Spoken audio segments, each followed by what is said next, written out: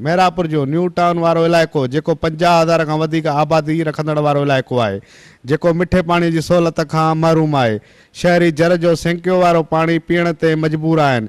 New town वारो इलाइक़े में फिल्टर प्लांट न हुअण जे करे न्यू टाउन इलाइक़े वासी 5 किलोमीटर सफ़र तय करे रोड़ी केनाल तां पाणी भरण ते मजबूर आहिनि। जॾहिं त जर जो पाणी ख़राब हुअण सबबि केतिरनि ई बीमारियुनि जनम पिणु वरितो आहे।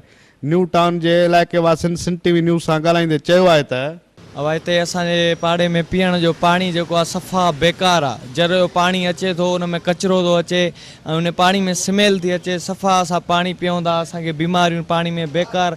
नालियुनि जो पाणी जेको आहे उहो जरनि सां मिली वियो आहे। पाणी सफ़ा ख़राब थी वियो आहे हिते चेड़ा ऐं असां हुकूमत खे अपील था कयूं हिते मिठो पाणी असां हिते 5 ॾह किलोमीटर तां परते भरण था वञूं। न्यू टाउन वारे इलाइक़े में फिल्टर प्लांट जी असांखे खोट आहे। असां सिंध हुकूमत खां मुतालबो था कयूं त असांखे हिन इलाइक़े में फिल्टर प्लांट लॻाए ॾिनो वञे। अब असांखे गवर्नमेंट खे अपील आहे त असांजे शहर जो जर जो पाणी ख़राब थी वियो आहे।